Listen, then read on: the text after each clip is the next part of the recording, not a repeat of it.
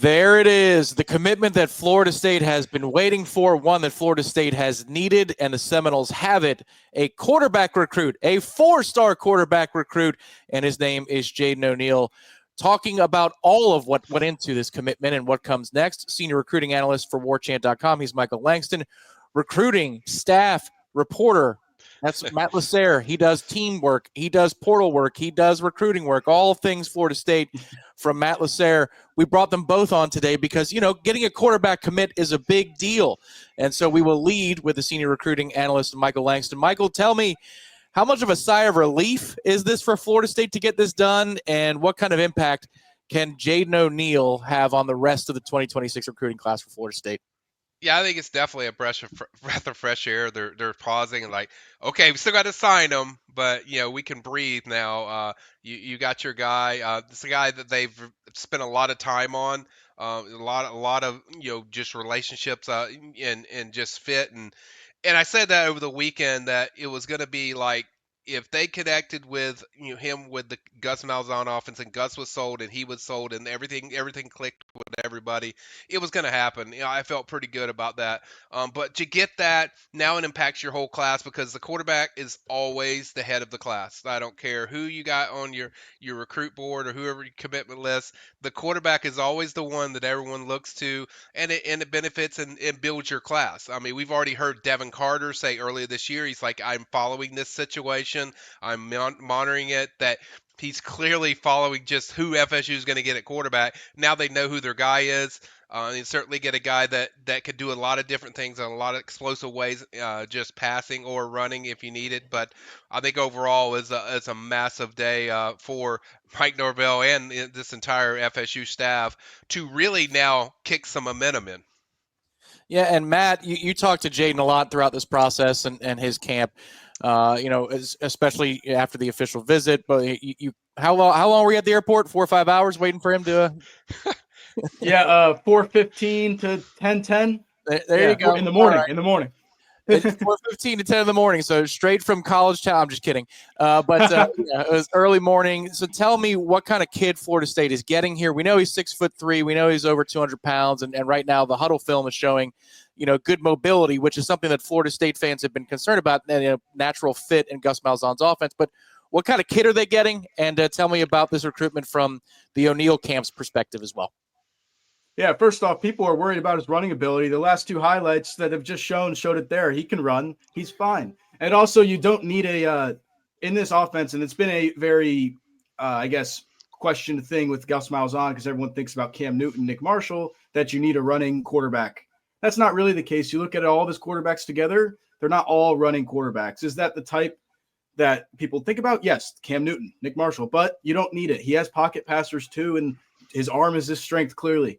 But to get into the personality, great kid, like really good kid. Out of every quarterback that Florida State was going after this cycle, after Brady decommitted, he was the easiest to get in contact with, was always the best, always answered the phone, which obviously us media guys, we love that, but really great kid to deal with. And just always honest, always straight up, nothing beating around the bush at all. Like, knew the situation, knew what was going on. And again, great kid. I think this kid is a natural born leader as well, which you always want to see at quarterback. And it's always been that way since the start, since he camped here. He's only been on campus 3 times total. When he camped here last summer at the elite camp, that was stacked with Diabell and some other quarterbacks. And in the spring, when things started to pick up with Bo Bentley over at OU and Brady was decommitted here. And then obviously for his official where it's sealed. And yeah, as Mike said, the offense was a big deal here and him getting that fit. Gus's thing has always been run the ball and throw it deep. It doesn't necessarily mean you got to run it with the quarterback. Even though he can run, his arm is just his strength, and he can throw it deep. He can take the top off. With these guys they're getting with speed and stuff like that, and the guys they're looking at with speed and with combined with his arm, it's kind of a perfect match. Yeah, I would imagine that, an arm talent like this, Michael, would allow for more receivers to perk up and say, oh, I could go play with this guy. And I could say just from the team side of things, working with Dominic Robinson on Warchant TV, a couple of his breakdowns at Gus Malzahn's offense are with Jared Stidham at quarterback and his time at Auburn. And that's somebody who, just if you're looking at stature and you're looking at playing style, I get these are prep rank games versus Jared Stidham playing in the Iron Bowl when we were breaking down that stuff. It looks like a similar body type. But so, Michael, that's the first question I have is I would imagine this perks up, Brandon Bennett is happy when this news comes down. Devin Carter is happy when he sees that this quarterback is somebody who commits to Florida State. Is Florida State also focusing on a one quarterback class this time around, or you think they might still dip in and try and add in a second player who's a little bit lesser of stature? I think this will be their guy. I don't anticipate multiple class of quarterbacks. I think overall, I think Matt's pointed out pretty clearly, like what perks kids up so much about this one is the arm talent of what Jaden does. Like Jaden is very special when the pocket breaks down, and a lot of stuff you don't see. You see it on the this clip we're watching now, but he is very good at eluding the pass rush and eluding and keeping the play alive, and he gets the ball to his playmakers. And man, when you see that, if you're an incoming recruit, that just that perks you up a lot when you see that, because that's like, okay, he's not just doing it to get highlights. He's doing it to set me up for a big play downfield and score, and I can get the ball. So it excites playmakers, not just receivers, but also running backs, because we know FSU is going to throw the ball to the backs. I mean, that's what they're certainly going to do. So they're going to get them involved in a lot of different ways. So it's not just the backs or not just receivers. It's also the tight ends. It's also the running backs. It just unpacks everything on the offense to get a guy that has the arm talent that can do the things that this guy can do as far as how he manipulates the pocket. I think all those things, to me, are big pluses for FSU with this addition. All right, Michael, one more for you here in terms of just this recruitment and quarterbacks in general. Tony Tokarz is somebody who's been in on a lot of the potential quarterbacks in 2026 that Florida State was trying to land. He had, relationships with all of Florida State's quarterbacks because he is their position coach, but he's also Mike Norvell's right-hand man. Gus Malzahn comes into the fold. It's a different offense. Mike Norvell and Tony Tokarz worked hand in hand, but now Gus is in the middle, but he's also in charge. So, in terms of the dynamics of Gus fitting in and also maybe setting his own tone, how is that all working so far in the 2026 cycle?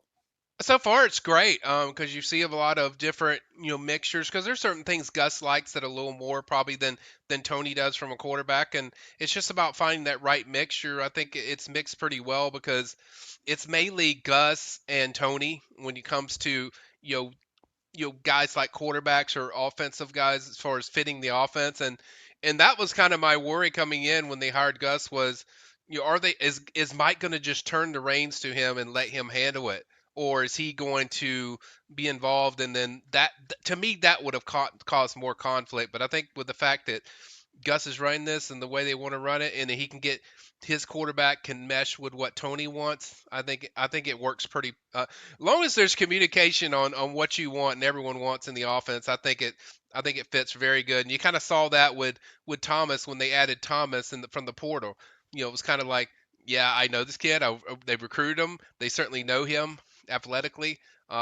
Played at Ware County, who I know pretty well as far as going over there. And so once they saw the fit, and I think they all connected with it, it was kind of like, hey, let's get this done. Let's get it done. And I think this is a similar thing with Jaden. He fits kind of everything that both Tony likes as a quarterback, but then also there's strengths that Gus likes that he feels like he can certainly exploit with Jaden in this offense, and you already have Kevin Sperry there, so I think Oklahoma's probably going to say, hey, FSU, stop recruiting our quarterbacks, for a while. You got two of them in a row already, but I think overall, they've got the right fits for this quarterback room, and this room's starting to look, it's getting there. It's starting to get where you want it to be.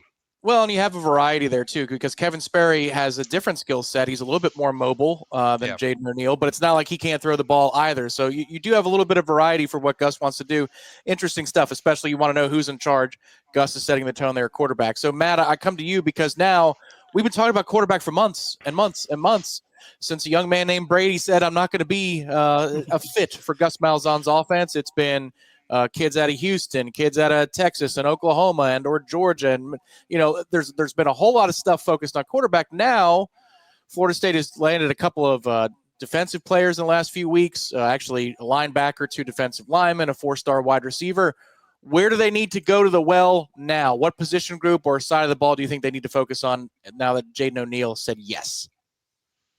Well, let's finish out this wide receiver class with the guy the quarterback throws to, right? It's a lot easier to make them commit when they know who's going to throw to them right now for the future. There's 3 that I look at with, you already have Darion Williams and Brandon Bennett in the boat.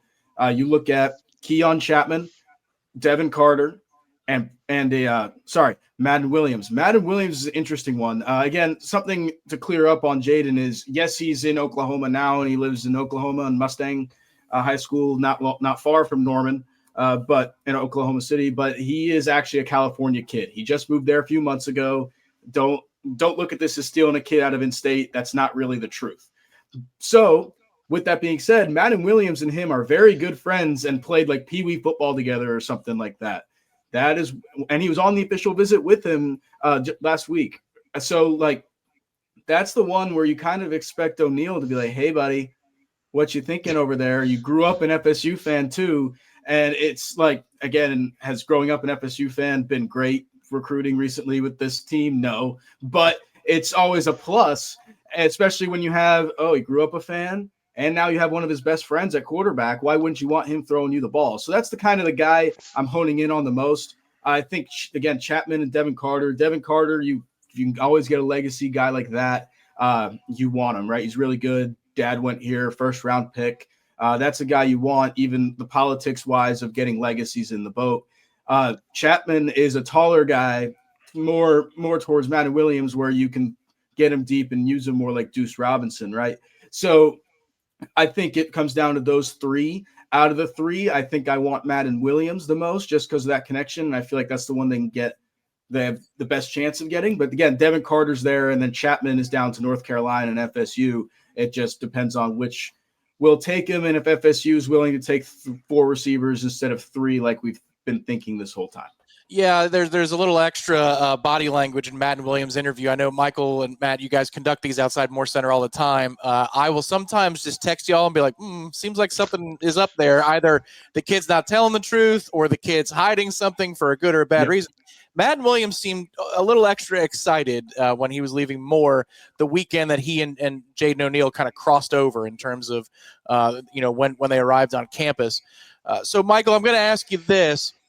Now that you have the quarterback, now that you've gotten a couple of 4-star recruits to say yes to Florida State outside of the quarterback, which helps the fan base calm down a little bit, where could this go for Florida State if they have a good season on the field? Because right now, top 15 is the area they've been operating in, but how high could it go if the product on the field looks solid? Oh, it could go pretty high. And I'm not going to back away from what I've said from the start. That Alabama game is a massive game, and that's a must for FSU, not just for the staff, but overall for the program as far as building juice and building excitement. So, yeah, it could go pretty high, because that's great. You got your quarterback in there, but there's still a lot of needs in there. I still would like to see defensive tackle. You certainly got several linebackers. We know they're going to use a lot of linebackers. So you can create buzz with those positions with this addition. And I can't stress it enough. If you win that Alabama game, let's just put it this way. Me and Matt are going to be very busy because there's going to be a lot of excitement about FSU. At the very least, they're going to be talking about you and your program for 2 weeks straight. Just FSU nonstop. You beat a team like Alabama. I don't care who's coaching them. You beat a team like Alabama, and the buzz you will have, because essentially you win that game. You don't really play a tough game until you get to Miami, arch rival, later in week 4. Win that game. That's a rivalry game. Then you're cooking, and now you're talking about a big surge as far as recruiting where you can get up to that, top 10, top 15 class. Florida State going on a nice little run here in terms of skill position players, offensively, defensively, a couple guys in the trenches, landed some 4-stars, and today the Noles get the quarterback that they have been sorely missing for a few months now on the trail. Michael Langston, thanks for your time. Matt Lasser, thanks for your time. We will talk to you all next time right here on Warchant TV. Remember, as you're leaving, head over to warchant.com and sign up. It's just $1 for your first week. Go see all the intel of what's happening, the latest of what's happening with Florida State recruiting on the Premium Recruiting Board, and you'll see posts by these 2 lovely gentlemen as you arrive into the PRB. Talk to you next time right here, everybody, on Warchant TV.